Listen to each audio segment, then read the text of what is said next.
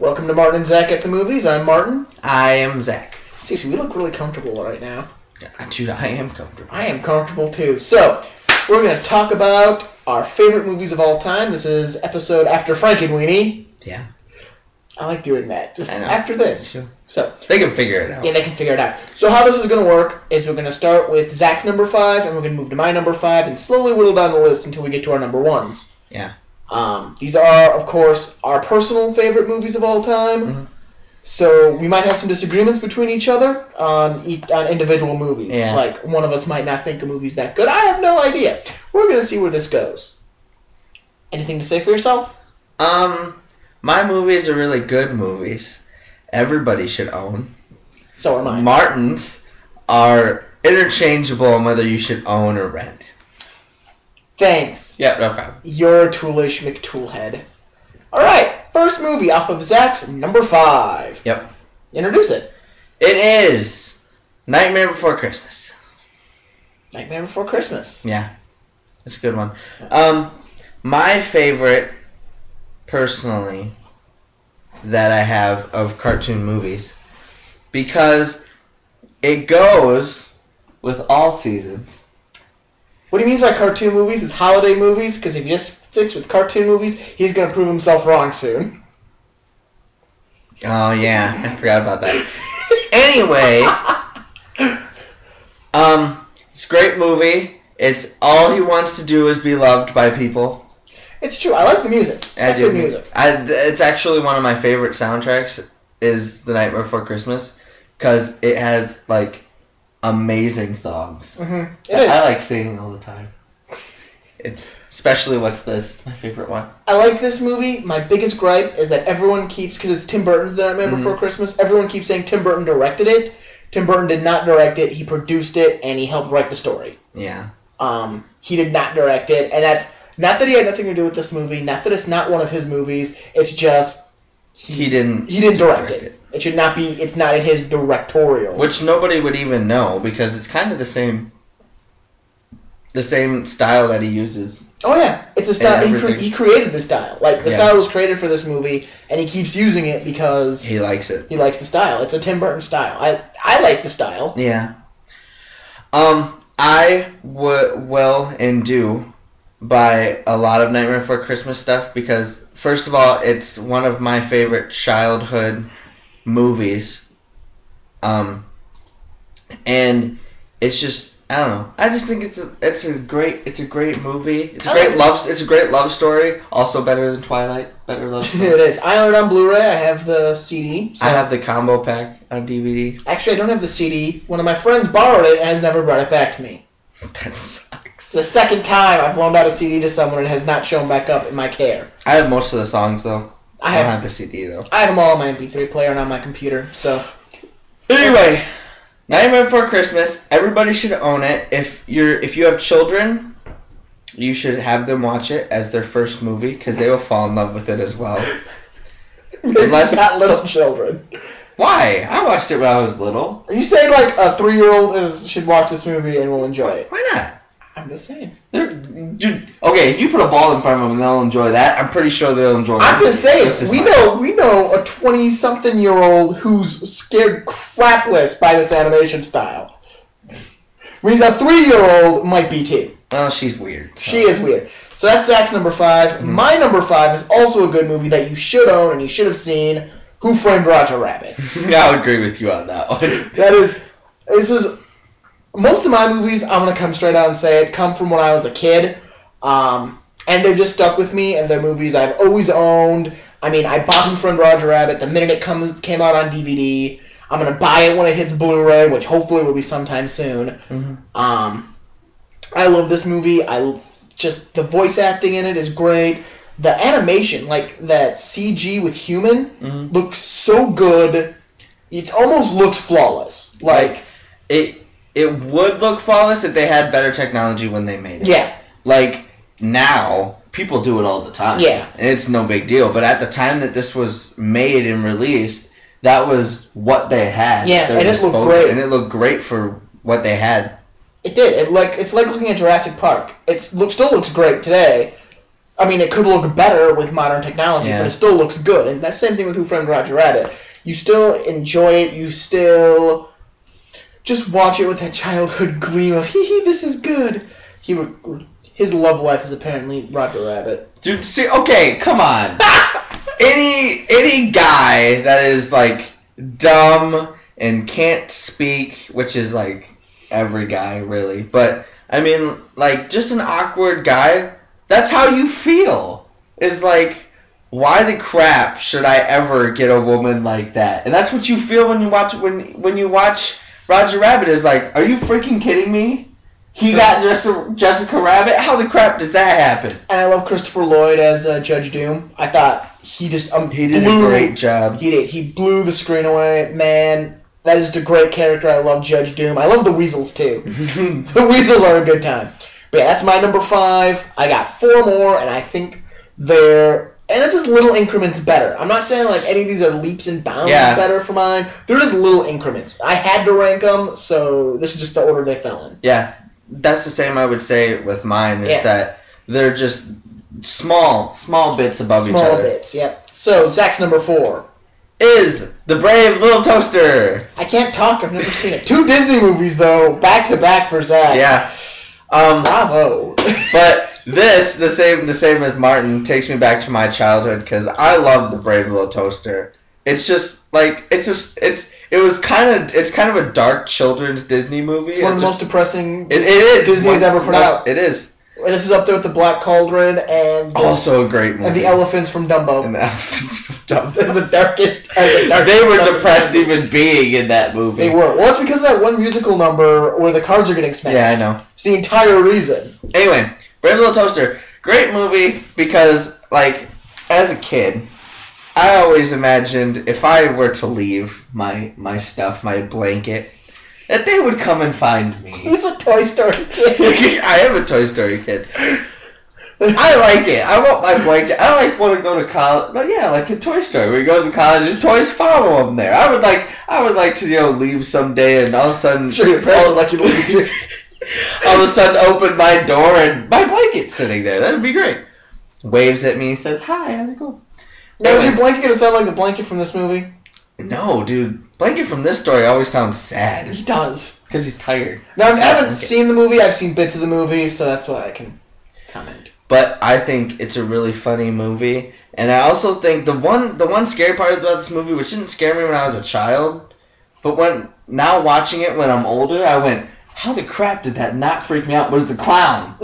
The clown in this movie, if you have never seen it, and you're older, you will understand. There's a clown in this movie. This whole movie is kind of just a sad, depressing type movie. And then there's this freaking clown who looks like the clown from It, but cartoon version. I was thinking it when you said clown. Right? And then, but like the clown from It, but animated. It's creepy. Anyway, but Brave Little Toaster, good movie. Again, you should have it in your collection somewhere because either you will like it or your children will like it or both. I have bought a copy of The Brave Little Toaster. I do not own a copy of The Brave Little Toaster. I gave it to him. Because I loved it. He's a nice guy. My number 4 is Dick Tracy. Also a good movie. This is a really good movie. Until recently, I didn't realize how much of a following this movie actually had. Mm-hmm. I saw this when I was a kid. This was one of those movies I watched over and over again when I was a kid. I couldn't get enough of it, and I just loved the way the characters were designed. I still do. I love the matte paint design of it, and just the coloration. Warren Beatty is great in it. Which is why you like Sin City, because it has the same type of thing. Sin City's alright, but I think Dick Tracy does it better. Yeah. And they were the first to play with it. It is. They were. And it's got one of those, it's a comic book movie, and it's got one of those things I like about it, is that Warren Beatty went, man, I might only get to make one movie, so we crammed as many villains and characters, and that's what I want to see in comic book movies. They didn't all need backstories or any of that. All you need to do was build that mob hierarchy, and you were done. You were set. You got all these villains in there. You could put as many of them as you wanted in there. And it worked really well, and they had great makeup, and It is. It's a movie, if you have never seen Dick Tracy, and I'm sure there are people who are watching this who have never seen Dick Tracy, you need to go watch this movie. There's a funny story about Dick Tracy. When I was younger, my mom owned a daycare, and every now and then we would have like a movie day where we wouldn't really do anything. We would just watch movies. And one of the movies that we watched one day was Dick Tracy, which, I mean, I'm 7. You're going, hey, Dick Tracy, watch this. It's fun. And it possessed our VCR. Yeah, back in the day of VCR. It possessed our VCR. Halfway through the movie, it stopped itself, rewound itself, and then played. And then if you tried to fast forward, it would stop, rewind, and go back to the same place that it did and play. Wow. And it did that for like an hour, and they couldn't figure it out. And then they took the tape out and waited like 5 minutes, put it back in. It did it one more time, and then it played fine. Wow. So this movie was actually difficult to find on DVD when I got my copy of it. I had to go to our local grocery store when they sold DVDs, and they had it. Grocery store. Yeah, that was weird. But now it's coming out on Blu-ray. Actually, it's coming out Tuesday. Tuesday it hits Blu-ray, and I'm buying it. There's no question that I'm not going to own this movie when it comes out on Blu-ray. I just like it. And we have another, I think this is another Disney release. It's one of their offshoot. It's Touchstone, so it's one of their offshoot. Kind of like Who Framed Roger Rabbit. Where Disney just went, Disney! Yeah, it's, because that's what Nightmare Before Christmas was originally, was Touchstone. Yeah. And then it got moved to Disney because it was actually a hit. So we've got four Disney movies already in one way, shape, or form. I can guarantee you the next one isn't. And that's Zach's. No. And that's Zach's number 3. It also happens to be the newest movie on this list. It's true. Oh yeah, it is. Look at that.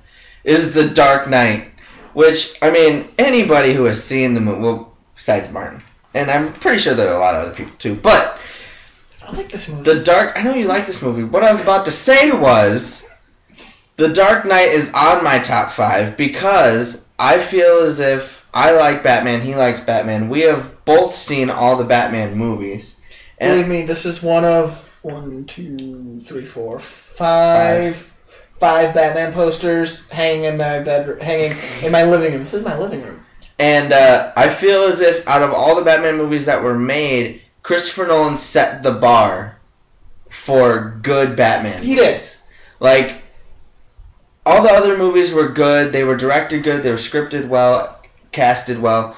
But I feel as if Christopher Nolan took Batman Begins and went, okay, we're going to see how much I can put in this movie, how dark I can make it before people will not like this movie. And he rode that line of, we're going to make it realistic and dark and see how people react. And then when people did like it, he went, oh, well, if I have this other movie, I'm gonna go as far as I can with this. And then in The Dark Knight, he went so over the top, like not in a bad way over the top. He went over the top in making it realistic, great casting. Mm-hmm. Heath Ledger was in it. It's the best Heath Ledger movie I've ever seen. Yeah. It's just, I'm not a Heath Ledger fan. I like him here though. And it's just the best Batman movie I could think of. If I could think of a good Batman movie that really is realistic and makes me think, oh, this is what Batman would be if he was, in this time period. This would be it. And I liked the Joker. I liked Heath Ledger. Yeah, it was a great portrayal of the Joker. It was without a doubt the best. Well, not that there's many portrayals of the Joker in live action, but I'm glad you put up live. Yeah, I know. But I was about to tell you were wrong. I know. But it's one of the best Jokers that I could think of that I've seen in a movie, and he just played it so well. Yeah, Heath Ledger did a fantastic... Everyone in this movie did a great job. Aaron Eckhart as Harvey Dent. Great job. It is the epitome of Batman in live action, and... what you would expect from a good Batman movie. It really is. It's what you were looking for, and that's why we were so disappointed with The Dark Knight Rises when it first came out. Is because it just didn't meet this expectation. This set a huge bar, and not even Christopher Nolan could get over it. And this is why, and the reason that's on my top 5, and the reason why I personally was so upset with Dark Knight Rises was because this went above and beyond Batman Begins and the bar that was set at Batman Begins. This went above and beyond and took it to a point where if you would have taken it from where he went into The Dark Knight, you could have gone so much higher by, bringing the Joker back and all that stuff. But Heath Ledger died, And I feel as if he raised that bar so much with The Dark Knight that when he made Dark Knight Rises, it felt like he went down a little. Like, not a lot. Yeah. But it just felt like he went Batman Begins, Dark Knight, and then Dark Knight Rises. And it was like just right under there. And I felt as if he could have kept going all the way up. And it would have been one of those, The Dark Knight Rises would have been one of those movies that people would talk about, as much as they talk about Dark Knight. But that's your number 3? Yeah, that's my number 3. My number 3. I'm a theater person, by the way. I love theater, musicals, all that. This is the only musical on my list, and it is Little Shop of Horrors. I like that you threw that in there as your introduction. I did. I'm a theater person. I'm a theater person. I like theater. Anyway. But yeah, Little Shop of Horrors is mine. Another one, there used to be a video store. Not a video store. It's connected. Ben Franklin. Yeah. It was Ben Franklin Crafts here in Seymour, where we live. And they used to do 5 for $5. You could rent 5 VHS tapes for $5 for 5 nights. Mm. Great deal. Every time my family did that, I rented this movie. Every time. And I watched it. I've watched this movie so many times in my lifetime. I now have it on Blu-ray with the director's cut. I had it on DVD. I had it on VHS. I'm pretty sure I had a beta copy of it. Whoa. I know, right? I have owned this movie. I love this movie. It is just one of those great moments of theater, of film. I mean, even the plant. That puppetry on that plant was amazing. And the fact that all those actors had to act at a slower rate. Because you had to... Yeah, because the plant wasn't filmed. You normally film at 32 frames a second. The plant, depending on how big it was either filmed at 15 frames a second, or 16 frames a second, or like 20-something frames a second, which means Rick Moranis and all of them actually had to move that much slower, so when they sped it up to make it look normal... It would all sync up. And they did a great job. It is an amazing movie. It's a great music for a musical. Most people who don't like this movie at least know it. Mm-hmm. Like... There are a lot of people, like, I've been surprised by the people that know this movie. Because, I mean, as popular as it was when it came out, there's still a good chunk of people that don't really know what it's about. And I feel as if this is one, I do agree with you that it should be on a top 5, and I understand why it's on yours. Yeah. But I feel as if that's a movie that everybody should see and should have seen, because it doesn't matter... If you have seen it or whatever, you still know the Little Shop of Horrors song. Yep. Most people know the basic outline of it. And the Feed Me Seymour, that one I use with my dad all the time. Oh yeah, it's such a great plot for anything. Like, the guys, and this is one of my favorite things to point out to people when we get on the topic of Little Shop of Horrors. The guys who wrote the music and the book for this musical would go on to write such hit musicals as The Little Mermaid, Aladdin, and Beauty and the Beast. That's Which right. are all, like, top Disney movies. Oh, yeah. Top Disney music right there. And they're the same guys who did this. Yeah. So, it's a great movie. Go check it out. Seriously. If you can get your hands on the new Blu-ray copy that just came out and watch both the original and the director's cut of it. The director's cut is fine. The director's cut is good. That is a great ending, and it's a lot more loyal to the stage, but it's a great movie. I would like to say this is one of the oldest movies on our list, but it is not. Zach's number 2 is... Mine is the oldest. The oldest movie on this list. Yep. And it is... Psycho. Which... Also have not seen. Also... Dude, you need to see it sometime. I know. I'll just throw it at you sometime. Hit you in the head. I know I need to see Psycho. Okay. But... Psycho is my number 2 because... it is... The beginning. I love horror movies. Like, with a passion, I love horror movies. But this is the beginning stage of a horror movie. Like, how they crafted it, how you wanted a horror movie to be. Because the title says it all. Psycho. It's a psychological... It's the first psychological horror movie. The one where you didn't just go, okay, he's a killer...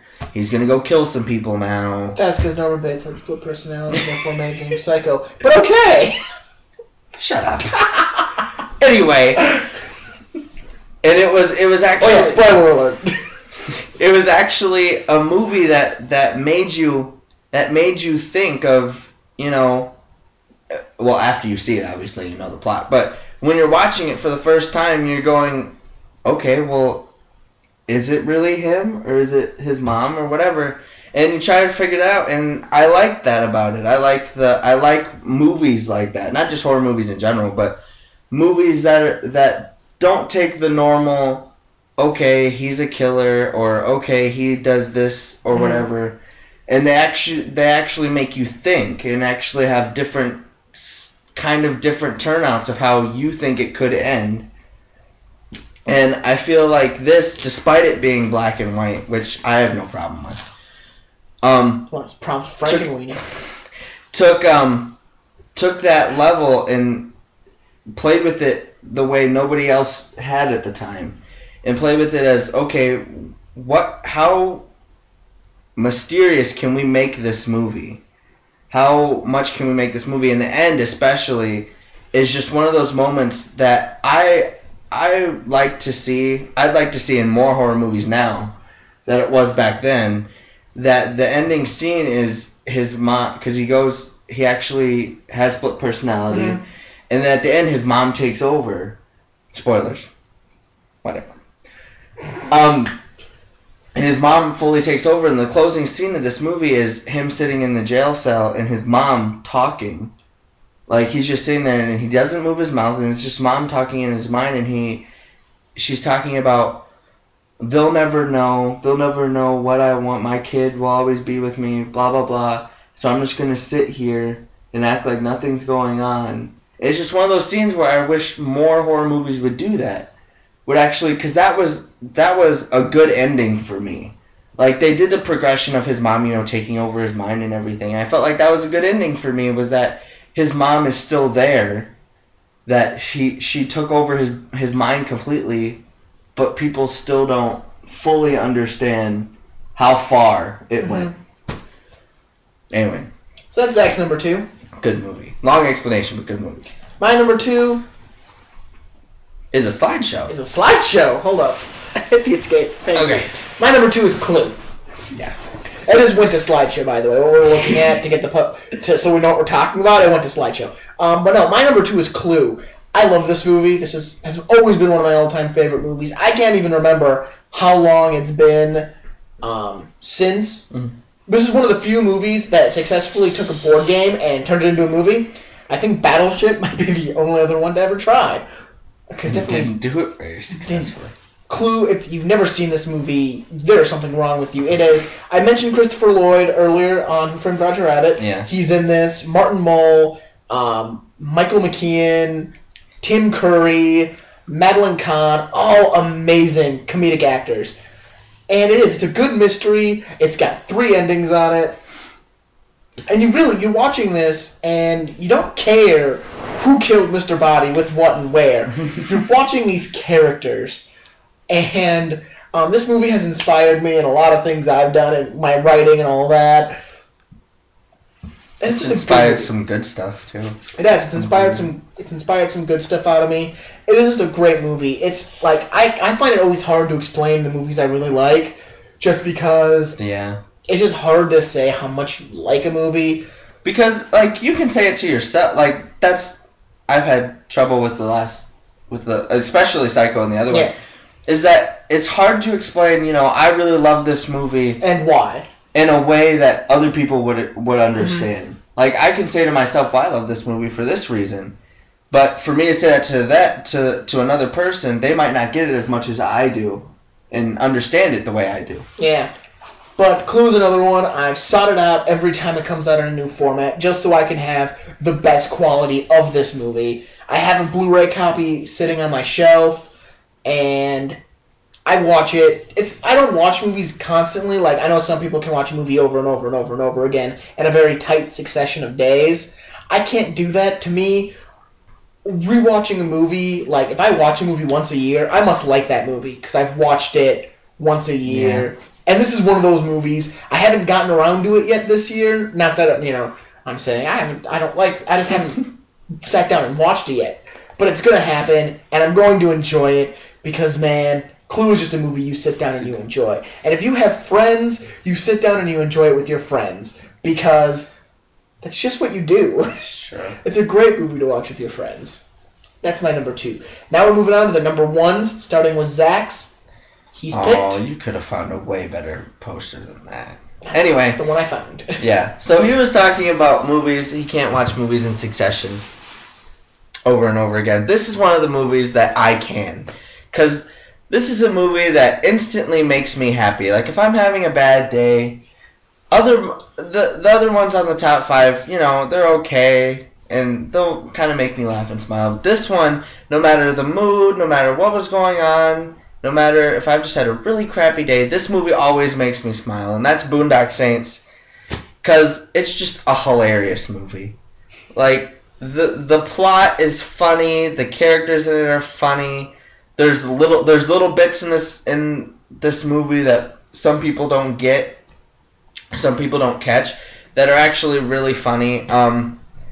I feel as if this, Psycho, didn't really set a bar of, you know, this is how you should make a movie in general, but this, for me, was just a movie that went, well, we're gonna make a comic movie, and it's just gonna be funny. And I feel as if they didn't do it over the top. They didn't go, we're gonna throw as what? Willem Dafoe is amazing. Yes, Willem Dafoe is amazing. There's a lot of funny lines in this movie that, like I said before, it's hard to explain. Mm-hmm. But there are just a lot of funny moments in this movie. I can't think of their names right now. The two brothers. No idea. Yeah, I know. Anyway, they are great together. They look like brothers. They play well off of each other, and they just have good back and forth dialogue in the movie.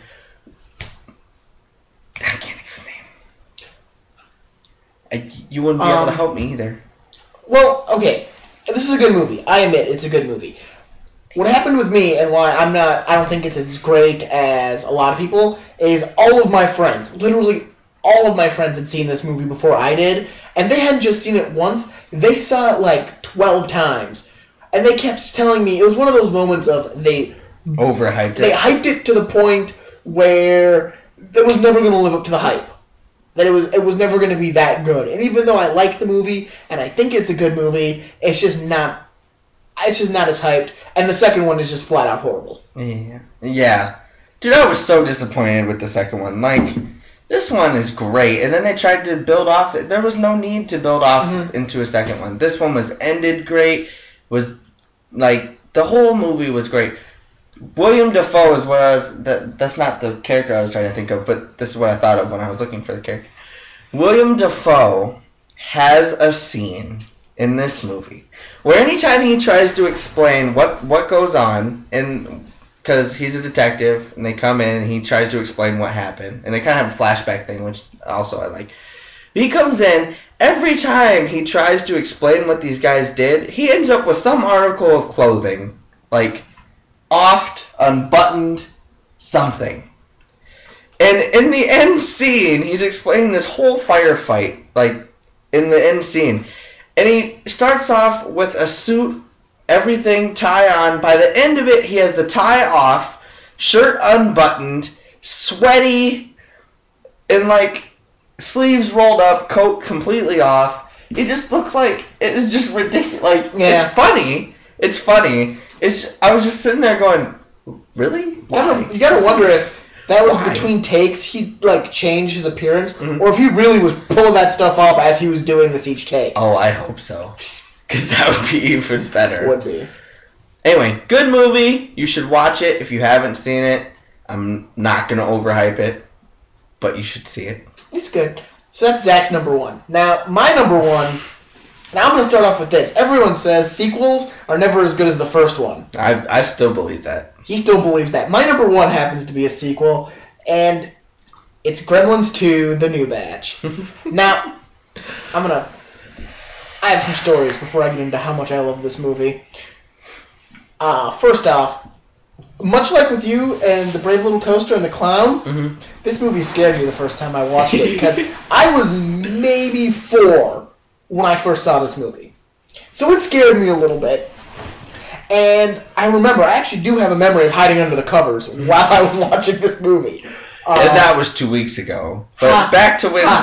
That was when I was a kid. Huh. But I grew to love this movie. I love it more than the original. I like the comedic aspect of it. That's what I like more than the original. It is just this weird little comedy because Chris Columbus went. They want me to make a sequel. It's been 8 years since I made the original. Screw it! I'm making a comedy. I'm going to make a parody of my own movie, and it just worked out so well with all the various levels of Gremlins. And this is the movie. This was the first movie I owned on DVD. This was the first new movie I bought brand spanking new when I got my Blu-ray player, on the day I got my Blu-ray player, and it is the first movie I watched on Blu-ray.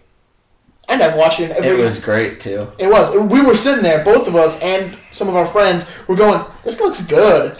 Like, It looks really good. Like, it wasn't like a movie that gets transferred to Blu-ray and you're like, oh, okay, it looks a little clearer. This was awesome in Blu-ray. Like, so clear. You could see every little detail. Yeah. It looked good. It looked like cinema quality. It really, like, made me go, man, I'm glad I dropped the money on a Blu-ray player. But yeah, this has been my favorite movie for, like, probably like 15 years now. Years. And I love watching it, and I watch it regularly. Just because it's a movie like you said with Boondock Saints. If I'm having a really crummy day, I can sit down and watch Gremlins 2, and I will just smile. I might go at one point, alright, I think I'm done watching this now. But I will get a good smile out of it. At least when the credits come on, you will be like, I'm glad I'm watching this movie. And it's true. I will always be glad every time I watch Gremlins 2 because it is an amazing movie and it is one you need to go see. See the original too. The original is good too. It's just the second one. It's just so much better. I will agree with that. That it's a lot better because it is like a parody of his own movie. And it's better. Like I mean, you got the scary movies and the superhero movie and all those parodies. This trumps them because not only is it a parody. It's a sequel to the thing it's parodying. It's kind of like the reason why I like the beginning of Scream 2 so much is because that first scene of them is them ripping apart sequels. Yeah. And like not just ripped apart sequels in general, but it ripped apart its own movie. And also making a good movie. While doing it. Like, it wasn't just a, haha, we're gonna make fun of this movie. It was actually a storyline that was better, but just more comedy in it. But yeah, Gremlins 2 is my number one. So these are our top 5 favorite movies. Zach's top 5, my top 5 of all time. Seriously, if you have any questions on these movies, please let us know. If you're gonna call us idiots for loving these movies, go ahead. Go right ahead. We'll just laugh at you because you don't. Because you are missing out if you don't like these movies. Even though I haven't seen 2 of... Well, I've seen The Brave Little Toaster. It just was when I was a kid. And Psycho, I probably saw when I was a kid, too. But... Yeah. These... From what I've seen, they're good movies. From what Zach's seen, they're good movies. Just go on and check them out. Like I said, we kind of have... Not both ends of the spectrum, but we kind of have... ones that are far off from each other. Yeah. Like Clue, dude. That's like way to the other side of my movie. I know, right? But it's a good movie. It is a good movie. It is a good movie. So, I'm Martin. Zach. And we'll see you around. Woo! Woot! Woot. Woot. Woot diddle. Woot woot. Woot woot woot woot woot woot woot woot woot woot woot woot. That was too far. That was too far. Alright, later.